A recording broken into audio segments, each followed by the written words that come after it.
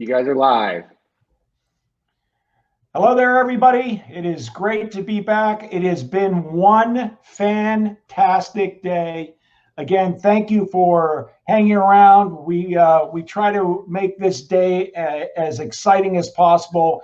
And on that note, it is an honor and a pleasure to introduce Rich Mironov. He is a coach to product executives, to product management teams, and to revenue software organizations. I'll let him refer to himself as his own nickname, but I'll make this reference. He parachutes into software companies as the interim VP of product or chief product officer. Rich has been a product guy his entire life. He's done 6 startups. He's been a CEO. He's been a VP of product management. He blogs. He speaks. He's written great books. And for today, and not only is our closing keynote, but I want to send out a gentle reminder because he put on the t-shirt just for us. He is the founder of Product Camp and the Product Camp idea. If it wasn't for Rich, we wouldn't have great events like this today. And I always like to applaud those who build and create and innovate and start things. Rich, it's an honor. It's a pleasure. Thanks. The stage is yours. Great. Thanks so much, Greg. And good afternoon, Pittsburgh, but I know that everybody is every place else. I see hi from London. So, it's a big world or it's a small world. We all get to hold hands together. So thanks for letting me close this out. And I'm going to do a quick talk with some Q&A time at the end on what do product leaders do. I'll try to define that and ask the hard question about whether you should want to be one or not. Having been one for a bunch of times, I ask myself that question almost every day. Okay, so let's here's the quick intro for me. Greg covered most of it, but I've been doing software product management since the late 80s. So for those who thought this was a new thing, not so much. But like everything else, the future's already here. It's just not evenly distributed. So if product management's just getting to where you are, no worries. These days, what I do is I coach product leaders. I design product organizations, and as Greg mentioned, I sometimes jump into companies as the head of product. I've done 12 of those gigs, which obviously shows poor learning on my part because I should have stopped. And then been blogging in the space since 2002. So anybody who hasn't been to my site, please take anything there that's useful. All right. We're going to do a quick quiz here, I think, which is, Michael, I think you've got a poll for us on people's titles so we can get a sense of the audience. The poll is live, Rich. Okay. I can't see it. Hang on, I'll just get to the polls page here. All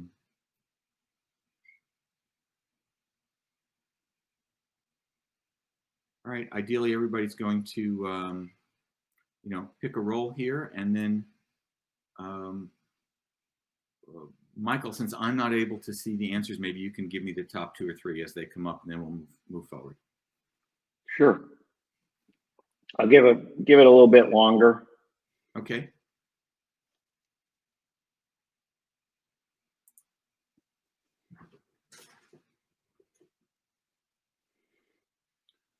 All right, and while we're waiting for that, here's the quick agenda for the next half hour, whatever it is. A little bit about what product leaders do, and I'll try to define that carefully. And the question I get a lot is, well, if I wanted to be one of those product leaders, directors, VPs, how do I get noticed? And then, of course, the important question, should I want that? And nobody can answer that except for you. One of the office managers is going to join me here. Sorry, for those who don't know, this is Olivia. She's my office manager. Good. And again, I put on a shirt here that is from the when is it from? 2008, right? So this is from the very first product camp. You can see an old movie reference on it, but I keep it in the closet for these kinds of occasions. Would you like the results, Rich? I would, thank you. The top one is other at 39%. The next is product manager, product owner at 15%. Senior product manager at 14.5%. 14%. And tied for designer and director or group product manager at 8%. Perfect. So we're all over the map. Good. So let's dive in. And I'm going to use my words carefully here. Anybody who saw my post this week on forbidding anybody in my circle for ever using the initials MVP again, because they don't mean anything. I try to use my words very carefully. So when I use the careful phrase product leader, what I mean is anybody who's managing a team of product managers. Could be a VP, could be a director, could be a chief product officer, whatever. Sometimes those folks also have some designers working for them or some product ops or whatever.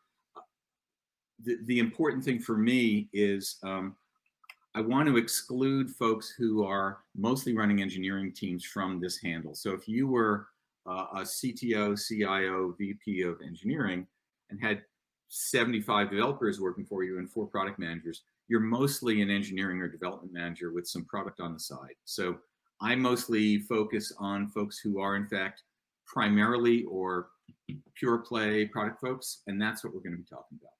All right, so here's one. I don't know if she is one, but she might be. All right, and I think there's really 4 things I've identified. There's our poll, right? Product manager, product owner. I see it now coming up. Really 4 key responsibilities I see for product leaders that are distinct from or in addition to what the individual contributors, the product managers, do. So we're going to tick those off, and then we're going to take a little dive into each of those 4. The first one for me is, if you're the product leader, you have to have some plan to design an organization for your product folks and whoever else is in it, to hire them, to nurture them, to get them smart and ready, to fight the battles with your financial organization to make sure you have enough heads and seats. Second thing we've got to do as product leaders is we've got to drive some strategy, right? So we don't have to be the strategic brain in the room, but we have to actually make sure there is a product strategy, there is a process, there's some tooling so that the product managers on our team can succeed. That'll be the theme, by the way. A tremendous amount of energy spent with me and anybody else in this chair building bridges to the other functional groups. The dirty secret, which I think everybody here knows, is that nobody works for product management and we have no authority.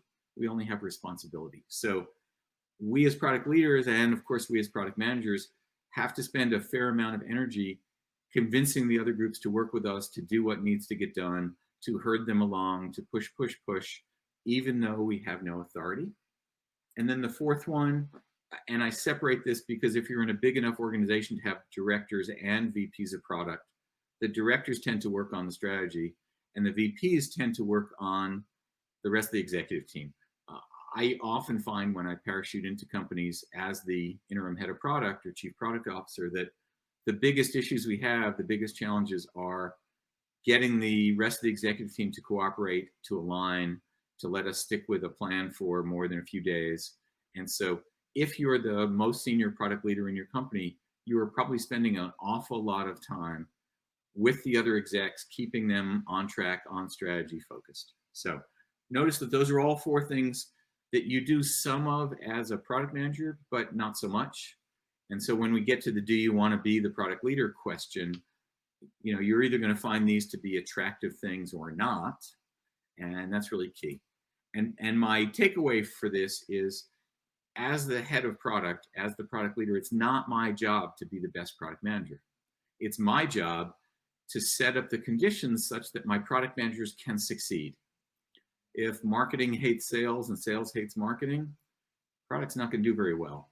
If the engineering team can't settle on one of 16 different agile models, then product management's going to suffer, right?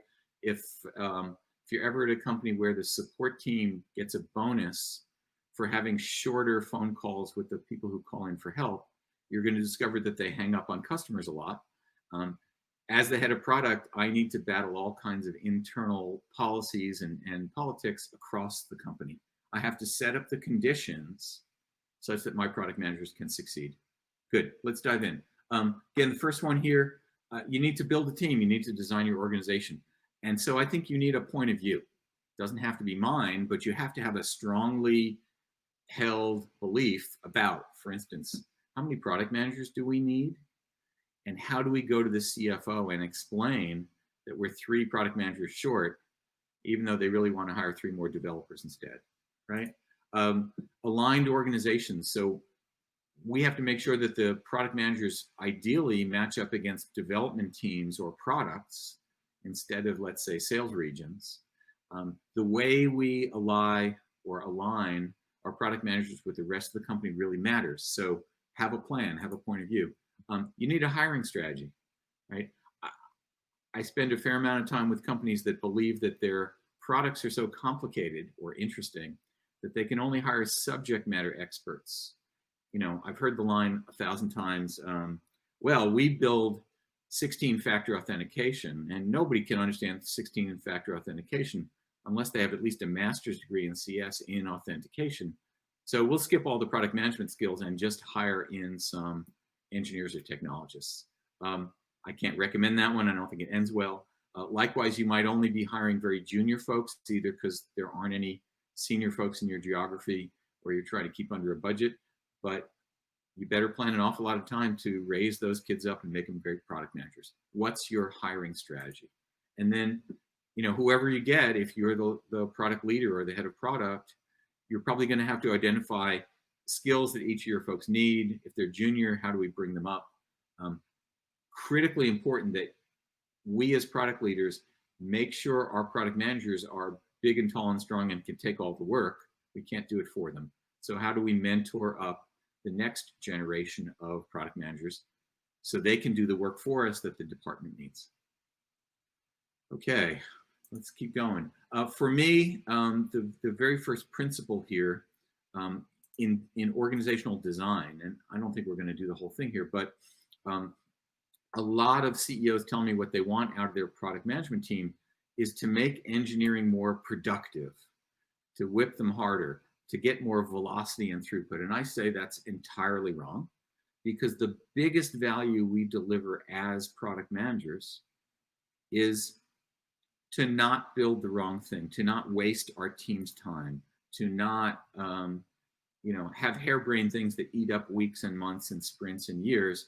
The definition of waste is something that customers don't buy, right? So we need to be making sure we're building the right thing, whereas our engineering and development counterparts are making sure they build it right or they build it correctly, right? So what we'll see for my first principle is the most important thing I see for product managers is not that they can sit with their development teams and write user stories. It's that every one of them spends probably 1/3 of their time with real customers, with real users, with prospects, with lost customers, with channel partners. What's really true out there? Because if we build the wrong thing, it's 100% waste, right? And the biggest frustration I see, because I do a lot of assessments and interviews of both product and engineering development teams, is we as product managers have to hold the line. We have to hold back the chaos, which is keeping the executive team from shaking our sprint every 2 to 3 hours and getting nothing out of it, right? So biggest waste is building the wrong thing. Biggest frustration is too many interrupts. And we'll see the word proxy come up, I think. I define proxy as a 4-letter word, just because I can't count. But anytime we're getting our inputs from the Salesforce or the notes in Salesforce, we're probably not doing our jobs. Okay, let's keep going. Second thing we've got to do as leaders, as heads of product, is tooling and strategy and outcomes, right?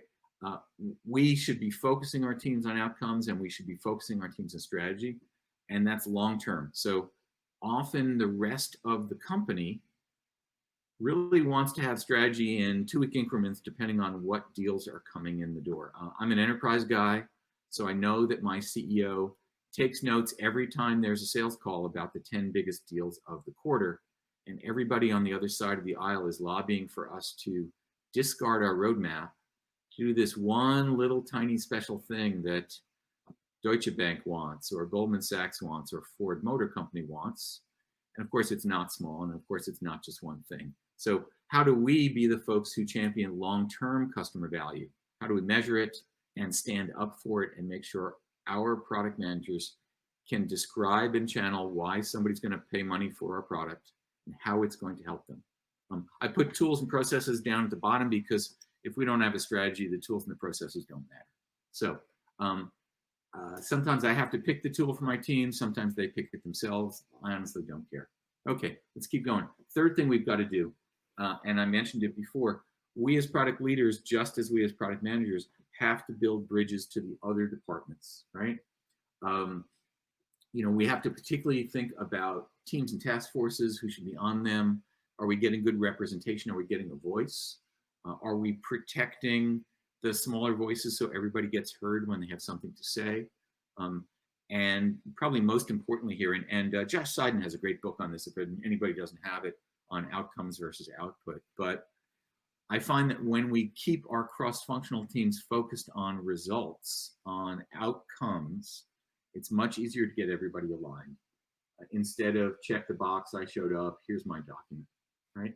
And key to that, I try to push my folks almost every day to make sure that we're sharing with development, with designers, with marketing, with sales, all of the context, all the information, all the insights that we're gathering with our many customer interviews and surveys and jobs to be done exercises, so that everybody's channeling customer love and customer success instead of just some user story somewhere that they have to check the box on. Okay, fourth one. And I put a dog here, not just because I love dogs and have one, but because almost everything I've learned about working with executive teams, I learned from trying to house train a puppy. And the short answer is, and let's think about our sales teams for a minute. I've been at a bunch of companies and worked with some companies where the sales team keeps bringing in custom development work instead of selling what we have. And we're shocked and surprised. And then we notice that the sales team gets extra bonus points or quota relief for bringing in professional services work. And then we figured it out. And the reason this ties back to our dog here, our house-trained puppy, is if your puppy pees on the carpet, and then the next thing you do, the very next thing you do is give your puppy a treat, I think everybody knows what happens next, right? And this is exactly equivalent to not wanting your sales team to sell professional services, but wanting to sell the standard product you make, but sending off to President's Club in Hawaii all those sales reps who brought in really big professional services deals. So a club they can drink and sleep around and whatever else happens at club. I'm never invited. When we reward folks to do the wrong thing, we should expect them to do the wrong thing. So as a head of product, as somebody who deeply channels the psychology and the reward systems and the human behavior of the rest of the executive team, I know that I have to be a peer coach to those folks. I have to look at behavioral changes in culture and organization. Again, back to our original point, if, for instance, the sales organization won't let product managers talk to customers, then it's my job as the head of sales, as the head of product, to figure out how we're going to talk them through it or bribe them through it or change their incentives or get the behavior different. So as a head of product, as a VP or CPO, I spend an awful lot of my time trying to get the rest of the executives lined up. Okay. All right, we're going to take a breath here. By the way, I don't see any questions. If you got questions, feel free to drop them into the question and answer box. I might pick some up as we go along. All right, so let's talk a little bit about the transition or the promotion from individual contributor up to product leader, right? Which is somebody who manages a team of product managers. Out in the world, I see a ratio of about 7 or 8 to 1 here. That's important because there's not going to be as many product leader jobs as there are product manager jobs. So think wisely. There's also a strong bias. I have a strong bias toward internal hires. So hiring somebody from the outside is risky. Promoting somebody from the inside is a little better, right? And there's a failure mode that honestly keeps me very fully employed, which is I see a lot of executive teams put somebody in the product leader job who's neither been a product manager nor led product management teams. They might come from engineering, they might come from sales, they might come from marketing, but I can tell you that's not a happy story. So often, I see really talented senior product managers ready to move up to director, and somebody completely unrelated with no product experience gets that job. Good news is it's probably open again in 5 months when that person fails. Okay, so that's just the basics. So it's pretty slow to move up. We're patient people. You know, we see our products through 10 or 50 releases. So, you know, plan long term. Here's my biases. That's the career ladder, in case anybody hasn't seen it, right? Here's what I tell my clients about how to choose their product leader. The first thing is, if you've got somebody else in the company who's already a product leader, who's managed product managers, that's really your best choice. Move somebody across, move somebody up.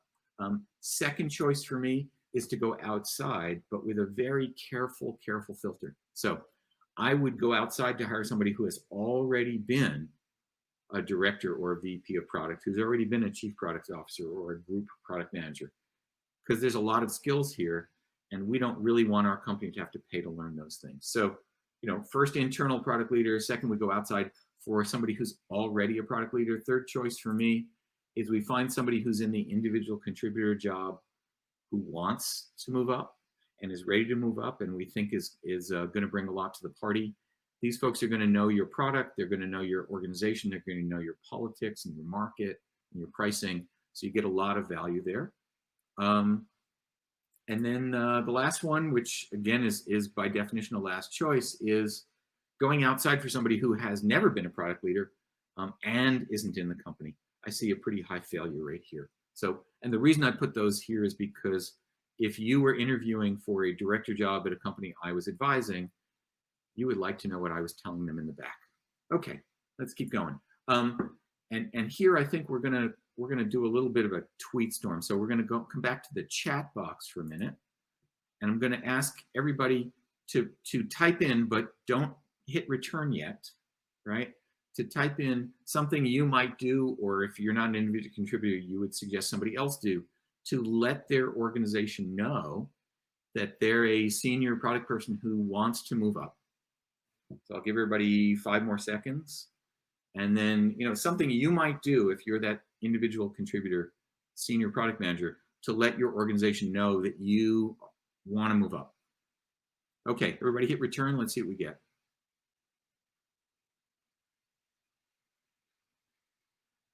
Okay, let's see if we're getting anything here. Have someone make a recommendation. That's great. Tell them. Ray Fortney has the right answer here. Tell them. Ask them, right? Volunteer for management style projects. Excellent. Conversation with your manager. You guys got it. So let's put that up. The very first thing I invite everyone to do, in fact, I chide them if they don't, go to your current manager and tell them that you're interested, but be careful not to position this that you want their job unless you do, right? So here's a good sentence for you. I'm really interested in what you do. I might want a position like yours someday. How about some feedback about how I'm doing and skills I might need to learn, right? Notice this isn't threatening, but it's very clear, right? I would like a job like yours, but I'm not going to pull your chair out from under you. And it should lead to a lot of good discussions like, we've had our eye on you and we're waiting for you, or here's a bunch of skills you need to work on, or sometimes the really uncomfortable discussion of sales doesn't want you in the room anymore, and so we can't promote you to director. Okay, so that's the first one. And then I see a lot of other folks with good answers here about volunteering on projects. Yes, we have to demonstrate, not just say. So what are things that product leaders do that you want to try out? Right? Put yourself on a task force, mentor some junior folks. Something I'm always listening for, because it shows really good product instincts, is if I have 5 or 6 product managers on my team, I love it. I'm thrilled when one of the folks on the team actually starts to advocate for someone else's product. No, those next 2 hires, I think you need to give it to Sally Sue because her product needs it right now. That's the mark of a leader. That's the mark of somebody who's going to make thoughtful trade-offs instead of just supporting their own position. So anyway, if you go back, you know, the slides will be up. Look at the things leaders do and find a couple that you can do to show that you're a leader already, because that really cuts through the chatter. Okay. I don't know. I can't hear anybody laughing, but this was intended to be entertaining, right? If you're on the outside and you're trying to get a director level job or up inside a company, you know, what are the things you do? right? Because it's a different set, right? Maybe the first, second, third, fourth, and 20th things I always recommend is do a bunch of networking, not just for the job, but to find out who's out there. Get your network together. Let a bunch of folks know that you are looking for a product leader level job. Turns out a lot of these aren't posted, right? You know, or the processes don't work very well. If you have 20 or 30 people listening on your behalf out in your network, one of them is going to get the call for the job you wanted from some search firm, and they'll now know to forward it on to you or to pass your name, right? I know everybody applies online, and they're, you know, in the current situation, it's hard to do otherwise. But every time I've been on the hiring side here, I find that the online application process is terrible, right? We get thousands of resumes from random people. The keyword search doesn't work. The HR department is confused between project manager, program manager, product manager, right? I find that there's probably a 50x or 80x improvement in outcomes if you find someone at the company you're interested in, ideally who's not on the interview roster. Talk to them, find out some things, ask a bunch of questions about the company. If it feels like a good fit, ask them if they will walk or at least email your resume over to the hiring manager. I've always had a rule that if somebody in my company brings me a resume, whoever that is, they get a phone screen, because I owe that much respect to everybody at my company, right? Try to find companies that aren't so different from what you've done that they can't see you. And then, you know, think about the writing and speaking or the outside mentoring, because all that opens up channels where you're going to meet people and hear about things, right? So notice it's harder to change companies than it is to get promoted within your company. So, you know, weigh accordingly. All right. Should I want that? I take no position on this. In fact, maybe I'll take the opposing position. When somebody comes up to me and says they want to be a product leader, I feel like it's my obligation for the first 10 minutes to argue the other side of that, because it can be brutal and it's a very specialized job, and there's so many other things that might be fun or rewarding. But if you're not really serious about it, maybe it's not what you want to do. Okay, but there's positives, right? If you're the product leader, you got more scope, you absolutely get more money, you know, more executive time. I call it a seat at the big kids table for anybody who has small children, right? And if you love the following things, it's great. If you love mentoring, if you really dig designing organizations, if the people issues are top of mind for you, then this is a really cool job. Concerns or reasons to walk away: you do less and less of actual product management work. So for folks who desperately love their product manager jobs, we're going to be leaving a lot of that by the side of the road. And the other is, if you thought of the word politics when I was talking about human behavior and managing the executive team, then you may have a very negative view of a lot of what this job is, right? So it's not that it's better, it's that you might want it if it's a good fit for you. So I'm in no position to tell anybody what they want, just to lay out the alternatives, right? And I'm finally starting to see some medium to big companies where you don't have to be promoted into the director job to get a raise. We're starting to see a smattering of things like distinguished or senior, you know, or advanced or whatever product management titles, so we can keep the really great folks who want to stay being product managers instead of losing them to another company. Okay, here's my takeaways for anybody who missed it. That's a takeaway container. Okay. Think hard about what you want. The product leader job looks attractive, but I can tell you I have a tremendous number of scars from this emotionally, if not on my body. It's not easy and it's not always fun. Product leaders focus, what do we focus on? We focus on our teams and our portfolios. If you're a product leader, you're not managing an individual product, or at least you shouldn't be. And we as product leaders are champions for long-term value. If I channel the original Tron movie from 1982, the tagline was, "We fight for the users." Well, you know what? As product leaders, we fight for the users. Real customer value, not just shipping stuff, aligned goals, not just paying bonuses, engaged employees, not just people who show up to write SQL statements or user stories, right? We as product leaders take the whole company on in a very emotional way so that we can set up the conditions for our product managers to succeed.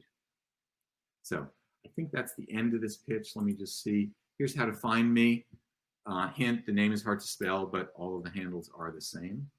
So I'm going to go back one just so we can keep these takeaways up.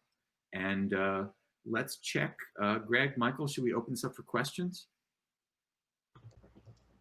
Sure thing. Okay. Sure.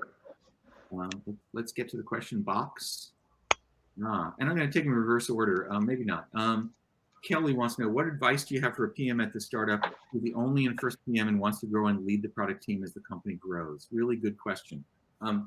As your company grows, I usually expect a startup to get their first product manager somewhere between employee 10 and 15, because that's really enough that there's scope for you. I don't really expect a director level job to open up until you've got, say, 3 product managers, which implies 3 development teams, which suggests your engineering group's at about 30, right? But as you approach that moment, as your company gets from 20 to 30 to 35 or 40 employees, I think you want to make this call for yourself. Are you interested? And then back to our point, you want to present a plan to the rest of the executive team about how you're going to hire in under you the next 2 product managers that you need. Right? So you're preemptively putting yourself in the chair. If you don't want that job, you want to go back to your executive team and write them a job description for the director you want to work for, because they may not get it right. Okay, good. I'm having a little trouble getting through the questions here. Okay. Let's see what else we've got that's interesting. Adam wants to know, what advice do you have for product leaders once the dog has peed on the carpet a few times and we're mired in the results and the drag on sales? This is usually when I get called in, by the way, because the carpet's quite wet before they pick up the phone. I would start, there's a talk of mine that you can find on my website called The 4 Laws of Software Economics, which has a really long tirade about how we make money in the software business, which is by selling the identical thing many times. I would start with the CFO and the CEO, and I would walk them through why selling a standard product is worth so much more to your company than the professional services. Even more importantly, venture capitalists value revenue software companies, SaaS software companies, at 6 times revenue, and they value professional services companies at 1 times revenue. So this is a really clear argument for the CEO and the CFO for how we're going to improve the valuation of the company.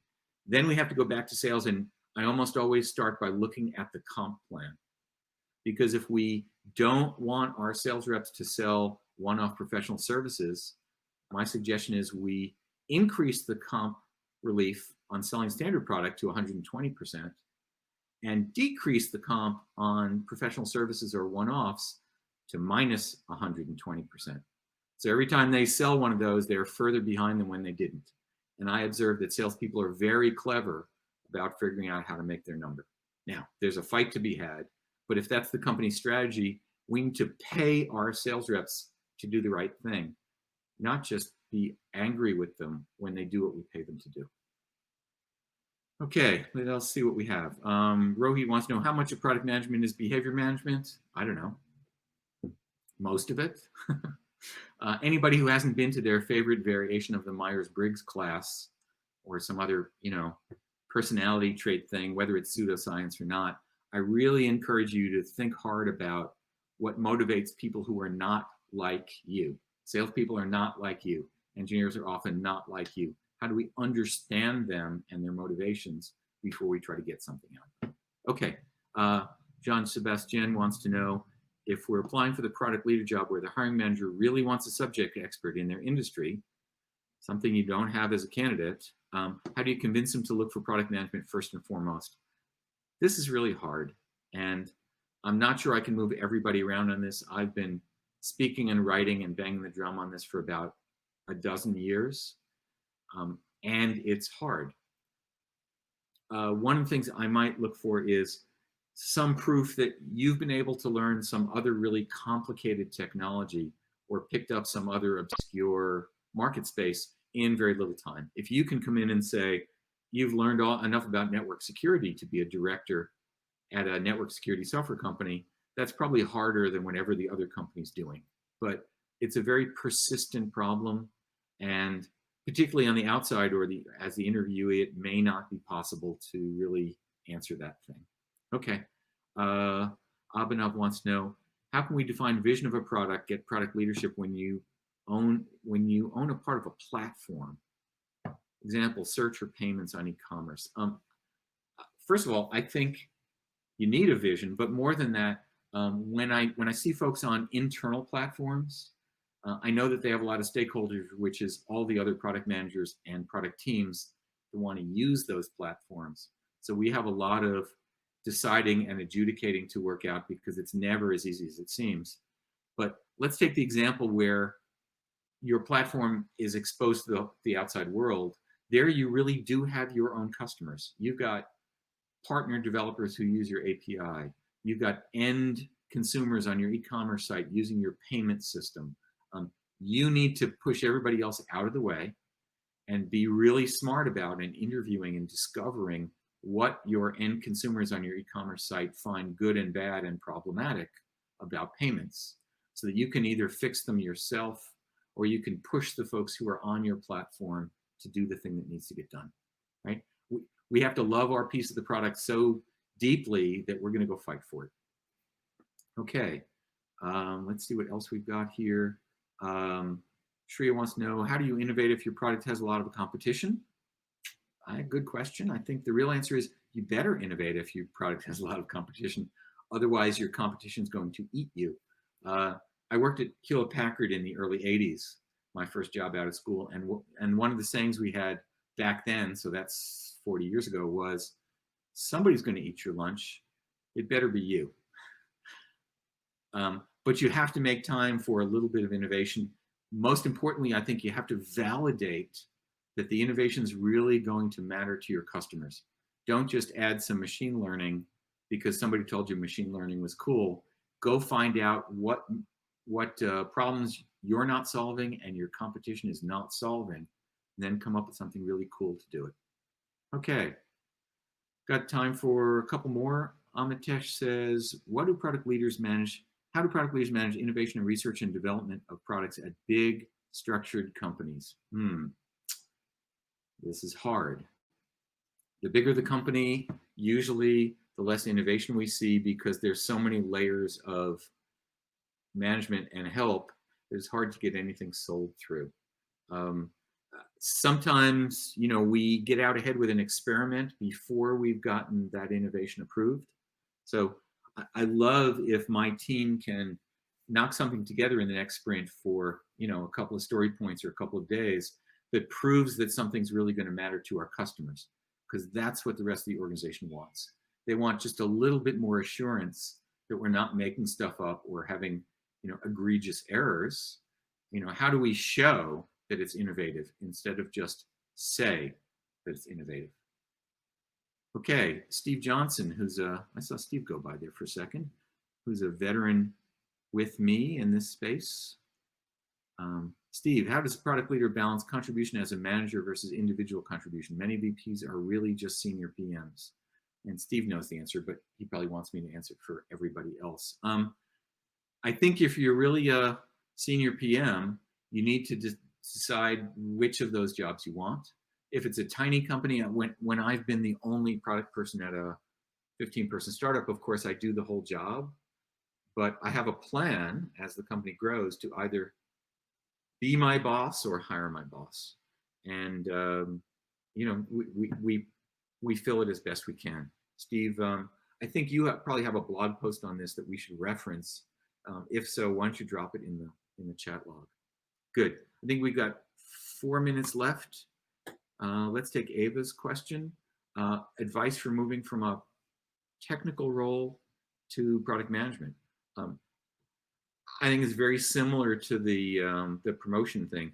If you're on the technical side, follow some product managers around for a few days, go to their meetings, tell them you're interested, ask them what they do, pick up some pieces of work. So if you're on the developer side, maybe you're going to volunteer to write some user stories. You're going to do some business case analysis. Get yourself invited to customer interviews. As product managers, we should invite our developers and designers to all these, but sometimes we don't. So if you're on the technical side, lobby with your product managers to get to listen in on their interviews. You'll learn a tremendous amount, and you might figure out whether you want or don't want to be in that chair. Again, no judgment on my part, but I think you're better served to know a lot more about the job before you sign up for it. Okay, I'm going to take a breath, maybe even a sip of water here, and see what's left in our question stack. I think we are, I